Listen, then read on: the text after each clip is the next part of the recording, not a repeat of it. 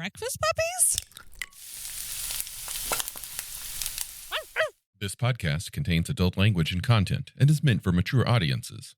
Listener discretion is advised. We're all set to begin, so let's dive right in to Bikers, Dice, and Bars. Talking bicycles and motorbikes, gamer things and all the like. You can listen to it in your cars, but mostly it's about dive bars. Bikers, Dice, and Bars. Hey, Xander, what are we drinking? Ugh. Oh, no, it's another plastic screw top. Oh, it sure is. This is going to be the same company. Veracruz Reserve Especial Authentica. That's supposed to be tequila, I guess. Yeah, there's a lot of, Some palm trees on Spanish here. sounding words on there. There sure is. Tequila flavoring in... Yeah, and I guess I couldn't find it. Apparently, they also make a grape wine triple sec. They have an interesting label. Their agave leaf looks like it had a one-nighter with a pot plant. It's very bedhead. I do agree. It's been tossed a little bit. The tasty notes on this say roasted green chili. Ew. What? You lost me already, man. Ugh.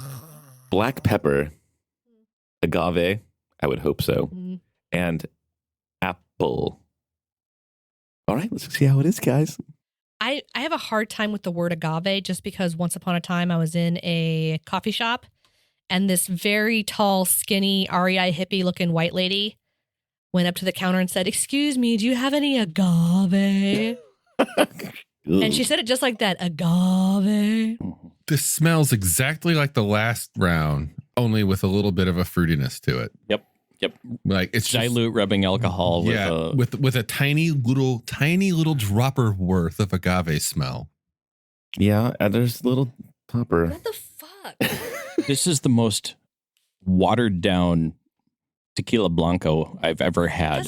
It doesn't taste like tequila at all. This alcohol has less flavor than my isopropyl cleaning alcohol. Okay, that raises I have a lot of questions. First of all, are you okay? Is this a cry for help? Well, here's the thing. When you're cleaning computer parts and you're set up, you've got all the things laid out in front of you. And, you've got a little bottle of acetone to kind of clean some of the processor goop off. You've got some isopropyl there to kind of do a little bit of spot cleaning. And it's a long day, so you've also got some liquid that you're drinking yourself. Oh, boy. When you accidentally grab the wrong thing and just kick it back, expecting it to be vodka, Buddy. and then you very quickly spit it out because I never swallowed that shit because I'm alive. But it was buddy. nasty. It was nasty in that it was completely flavorless. It almost actually tasted almost very similar to Barton's Bottle Shelf vodka. I was not drinking Barton's that day. I was drinking some, what's the M one? Medeov? No, Medeov. Yeah. I think they're made here in Portland. Yes. Yeah. I was drinking that. Anyway, this tastes about like isopropyl alcohol. Yeah. I'm glad to see that the accident was with the isopropyl alcohol rather than the acetone. Yeah. Because your enamel thanks you. Yeah. It's only fortune that happened that way. But ever since, I've made sure to always put them a little further away. So then my drink's always at my right and everything else always on my left. So talking about bad decisions. You're listening to Bikers, Dice, and Bars, recorded in Portland, Oregon. I'm in PC. I'm just Jacob. I'm Dr. Xander, Gerrymander. I am Poppy Beaujolais. So what are we talking about tonight? Well, our last discussion was about how to drink and not hate yourself the next day. This is the episode where we're talking about when you failed at that. Mm-hmm. You failed at the far end, not the beginning. Mm-hmm. You did drink, and you drank like an asshole. Now it's time to suffer. Is anyone here Catholic? Can we really go full suffering? No. I mean, I'm technically lapsed. Catholic light. I'm Episcopalian. Does that count? No, it doesn't. There's no guilt in my religion. Do you even do aerobics during Mass? No. What is that? Massercise? That's the other name for it. Messiah size, baby. Messiah size. Stand up, sit down, kneel. Stand up, sit down, kneel. Stand up, sit down, kneel. So Shake hands. it's like the religious version of burpees. Yes. Or Turkish get-ups. There we go. Yeah. Yep. But it's, what is it? Jesus get-ups? Yeah. They just call them resurrections. Oh, yes. Holy Trinity, Yes. because we're Catholic, you know. Okay. We got to tell our Thank you. trainer that. Yep. So, Well, the proper thing I say when tits to Jesus when you're trying to do proper positioning when you're working out, it's tits to Jesus. mhm. Okay, anyway. So you've made a horrible choice. It is Giving your tits to Jesus. All right, hold on. That inspires me of a funny story, really short, completely unrelated to anything, but it's one I don't think I've ever told. Outtake. This might go in the end. Who Oh, knows? okay. We'll figure it out. The back when I lived in Atlanta, I had at one point a roommate. We're just going to call him Crow. Crow was he was a pretty cool guy. We had some great stories. We went to a Goodwill one day. Just I forget why. We went to the Goodwill and we were looking through the clothing section, and Crow was much smaller than I am. Crow was almost Xander sized, but maybe a little thinner. He got to wear the Yikes. men's small and the men's medium shirts that I didn't get to because I wore larges and extra larges. Which meant he also got all the shirts that had the cool shit on them because those are the ones that are less picked over, Yep. which means there's more options there. And he found these 2 fucking shirts there, which were amazing. Goodwill finds. One of them said it was done up in like tie-dye colors, tie-dye writing on like a yellow shirt. And it said, "Hands up for Jesus," with an exclamation point. And the other one that he got had like some kind of a Ralph Bakshi style or maybe Fat Albert style, that kind of character artwork that's kind of long and slinky. Mhm. And it had this slinky art style character on it that said on the front, "Pimpin' ain't easy." And on the back, it said, "Hoes just scared." And it's like, one, Wow. definitely inappropriate, but these are Goodwill finds. They were priceless artifacts of the Goodwill. Amazing. I once found a Goodwill shirt that said,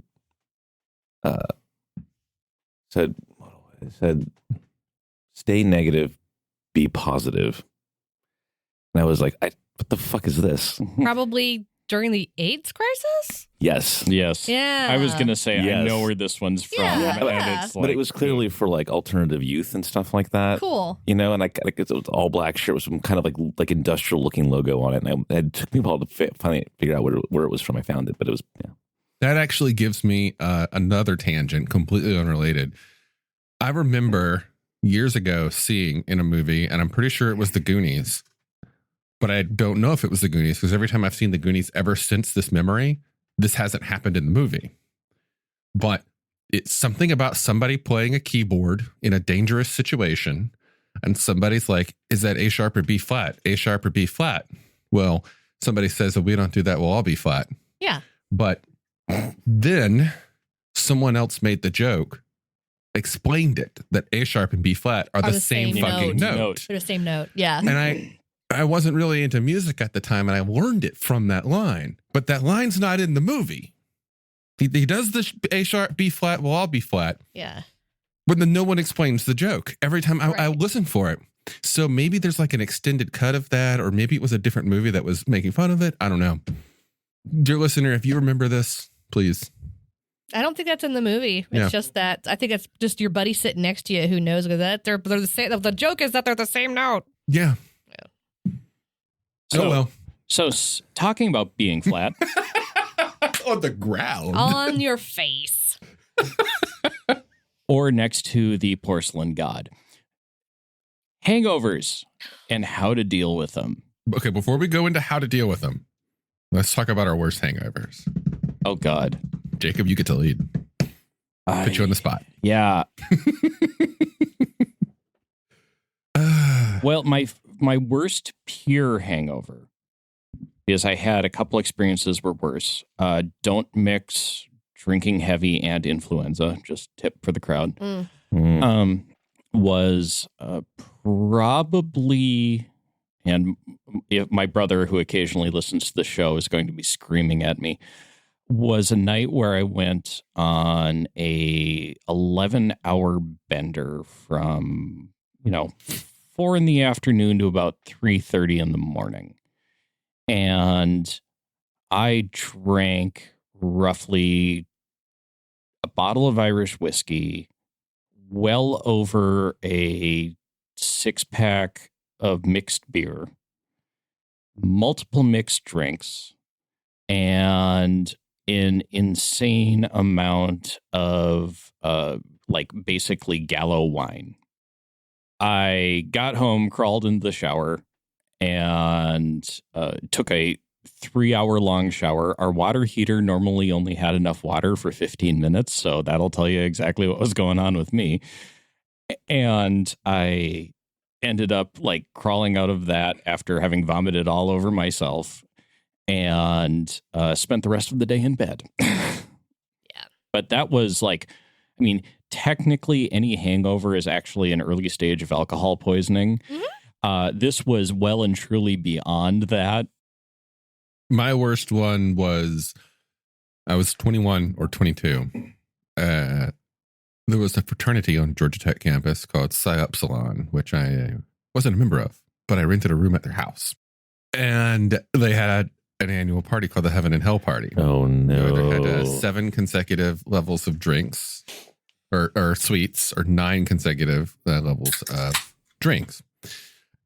Everybody goes to hell. Very few people ever made it to heaven because heaven was apparently very difficult. The sweets just got more intense and more intense. People couldn't handle it.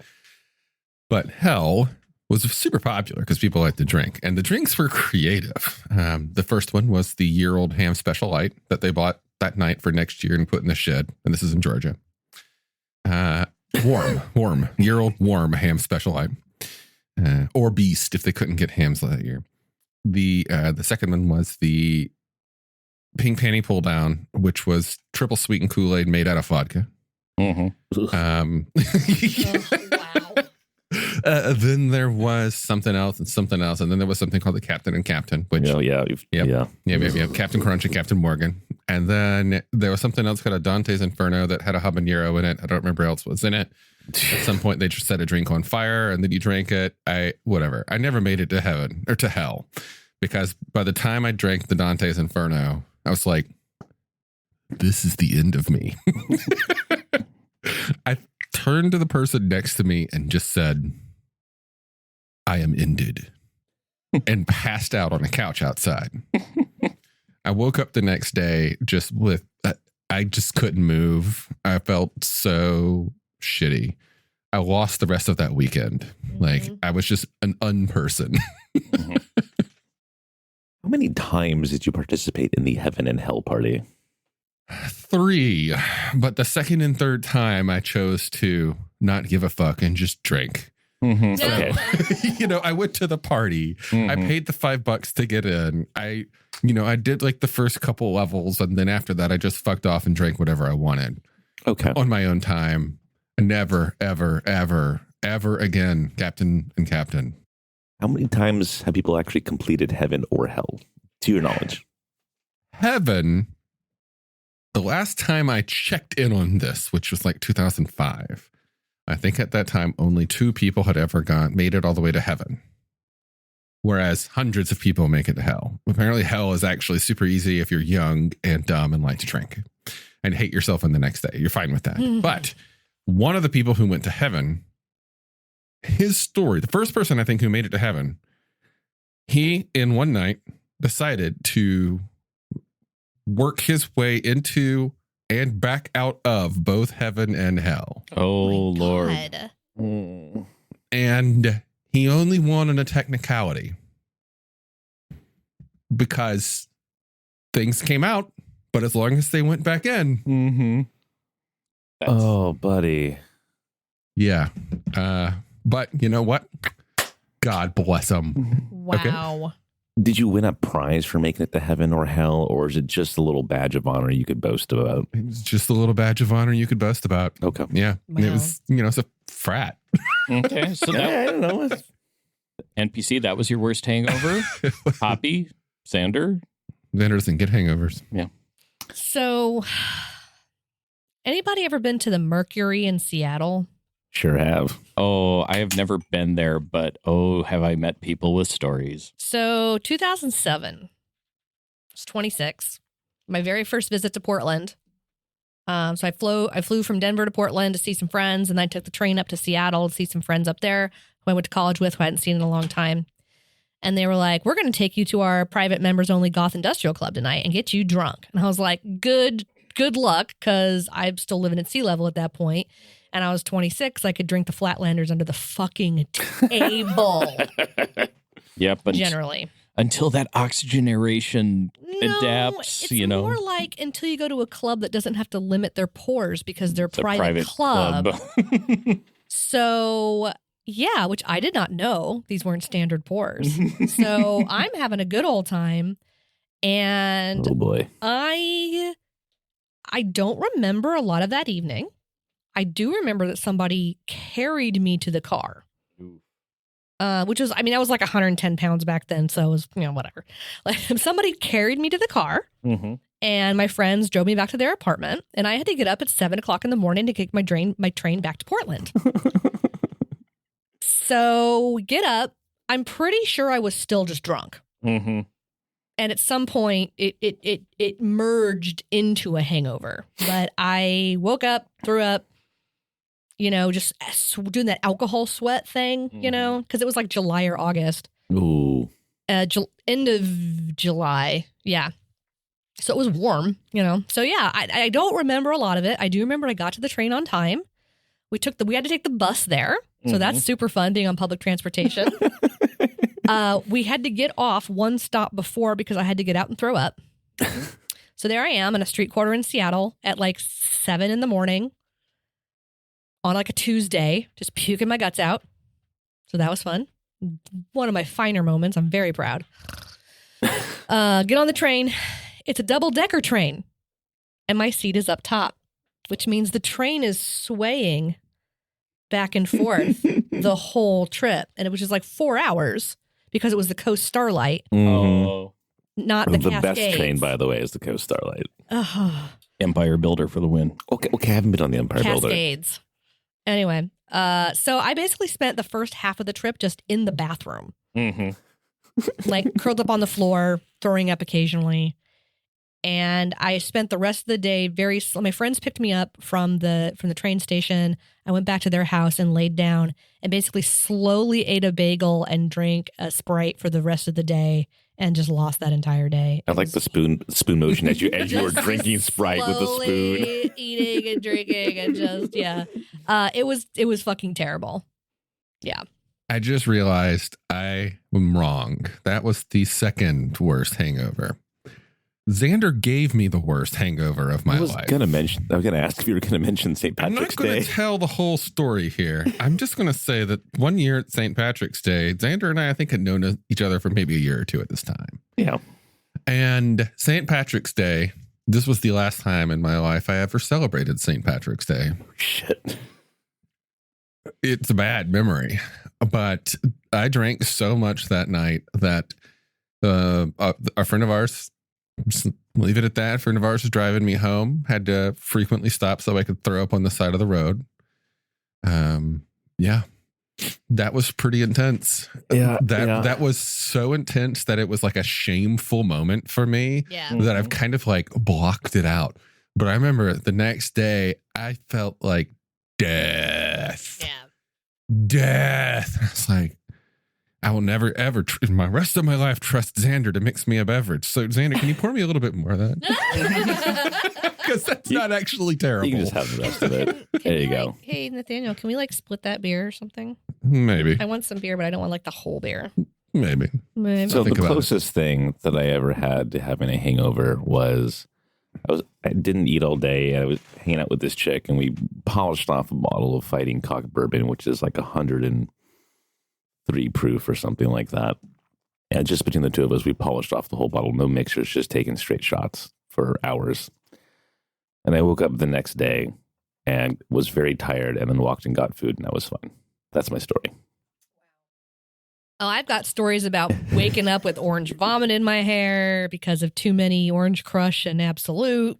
Little too many Tic Tacs. The Gothtail party one year with the Black Manhattans, and then we went to the strip club afterwards, and I kept on drinking. Genius. Oh my goodness, I was in pain. I was in pain, but the Seattle story is by far my worst, and I'm not proud of it. It's more funny now because I was like, I was 26 and thought I was going to show up all these, Seattleites with my drinking prowess, and did not go well. It was not good.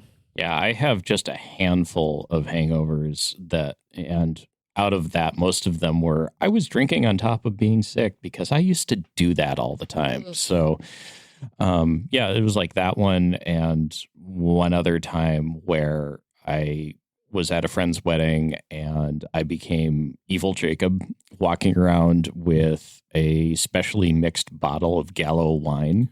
Oh, you monster. Oh, yeah. I don't like Evil Jacob. Oh, you've met Evil Jacob. Yeah, but not that bad. Yeah. Well, that's a special kind of evil. Yeah. I don't think I've met Evil Jacob. You've met reserved Evil Jacob. Oh, okay. But yeah. Oh, yeah. Yeah. Okay. So that one was so bad that I woke up with a splitting headache, which meant I was the only person who wasn't hanging out of their tent vomiting actively when everyone woke up. Oh my God. Actually, this last Halloween, when we did the RPG just amongst our friends, I had a pretty good headache the next day. I think that's my last hangover I've had. I mean, I could talk about the time that I got so drunk with a brand new person I never met before and became fast friends with at Dragon Con one year. We got so drunk that night that we pulled out tasers and started zapping each other to see how it would feel. That sucked the next day, but it was great that night. I mean, wow. There's so many dumb shit that I've done that I paid the price for the next day. How do we not feel that shitty, Jacob? Oh, what can we do? To mitigate this. So, if you listen to the episode that precedes this one, we talked a little bit about pre-planning. Mm-hmm. And but what if you've done already fucked up? But what if you've done already fucked up? Poppy. Disclaimer: we are not medical professionals. This is not medical advice. I'm a doctor. He's not a doctor. His first name is Doctor. Oh yeah, shit. I'm a real doctor. We are not medical professionals. This is not medical advice. Yes. I didn't say I was a medical professional. I said I was a doctor. And while some of this is actually very substantially researched and comes from my own experience working in chemical dependency and working with medical professionals who have an interesting approach to their heavy drinking, let me tell you. I don't know what you're talking about. I mean, hey, nurses like to drink. One of the big things is the next morning doing all the stuff you should have done the night before. Right. Waking up and grabbing that sugar-free Gatorade that you thoughtfully left next to your bed and downing it. Not being afraid of throwing up once. Making sure you rehydrate. There have been times that I drank so much that when I got home, I made myself throw up because I felt so fucked up that night that I had to set up a little pillow fort near the toilet, get myself all comfortable and just sort of lean over it, kind of, do my arms across each other. So give my head a little rest, and then just finger down the throat, let it all come out, pass out upon the toilet, wake up then somehow in my bed the next day feeling so much better than I would have. Yeah. Grab the Mucilix, or if you don't have that, fiber tablets, or even just whole wheat toast. Get fiber into your body. It helps fix all the gut flora that you just jacked up, and B, it helps calm the system down. My family is always sworn by Menudo. Oh, yeah. Which That's the missing band, right? Ricky Martin Wait. band, right? Yeah, it was, but we're not talking about that yet. Okay. so why Menudo actually works and in a Is lot that of it's made by an abuelita. well, of course, because it's Menudo as opposed to some cheap knockoff. Is because you have this mixture of beans, which are Beans? You put beans in your Menudo? The ones I've had, but Wild. I've had mostly South American Menudo. So, Okay. So you have a mixture of beans. You have a great chicken stock, which has a great mix of easily digestible fats and proteins. You're getting a large amount of fluid back in your body. You are getting salt because, we've talked about the sweating, the drunk sweats. Mhm. You pull so much water and electrolytes out of your system that all of that has to be replenished. Yeah. And part of the reason you feel like shit is because you are dehydrated. And one of the big mistakes is like, I'm just going to drink a lot of coffee. Don't. Have a little. Because you don't want to add caffeine withdrawal if you're a hardcore coffee addict on top of a hangover. But it's not going to sober you up, and it's only going to prevent you from feeling worse.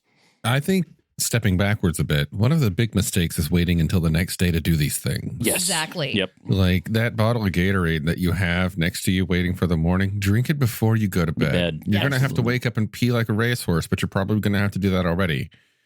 Plus, it'll get you That to whole bed. eating greasy foods thing in the morning, that doesn't really help the next day Nope. because the damage is already done. Yeah. Mm-hmm. But like if you eat that greasy food before you even start drinking, Mm-hmm. that helps, Mhm. But the other good thing about Menudo, in addition to it just kind of being a fun family Mexican tradition of mine and many other Hispanic families, is part of the flavor that you put in there too is either it's usually a pig hoof Mhm.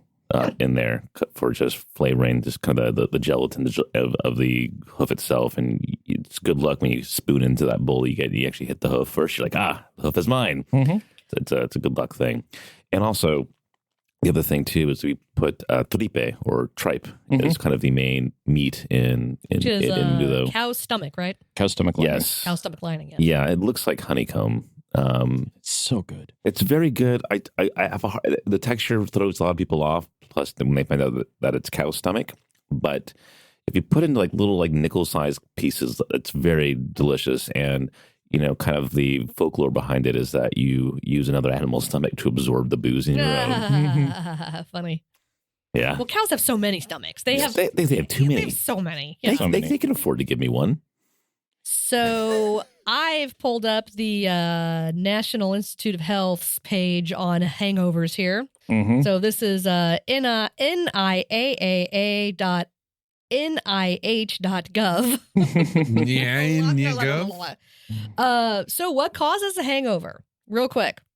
Number of factors can contribute to hangovers. Mild dehydration, right? Alcohol suppresses the release of vasopressin, a hormone produced by the brain, sensitive to blah, blah, blah, blah, blah. Disrupted sleep, right? As we were talking about in the previous episode, alcohol inhibits, I believe, citation needed, but I believe it's stage 4 sleep. It's the reparative sleep.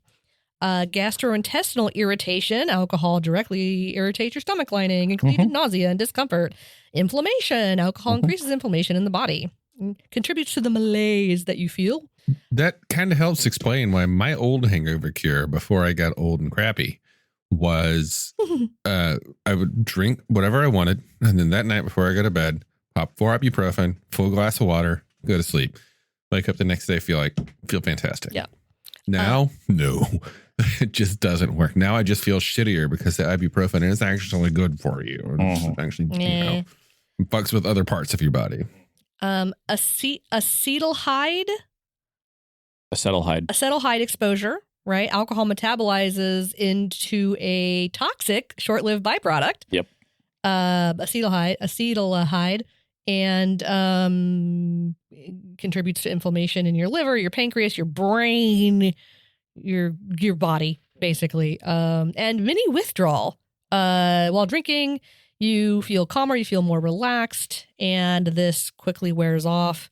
your brain quickly adapts to those positive effects. And then when it starts to wear off, you can feel restless and anxious. There you go. Real quick to end this off, what do we feel about, I mean, not medically speaking, because I know the answer is not great. Personally, hair of the dog? Nope. That's just preventing withdrawals. Doesn't work for you? It doesn't work. It is just preventing withdrawals. Yep. That's all it's doing. I mean,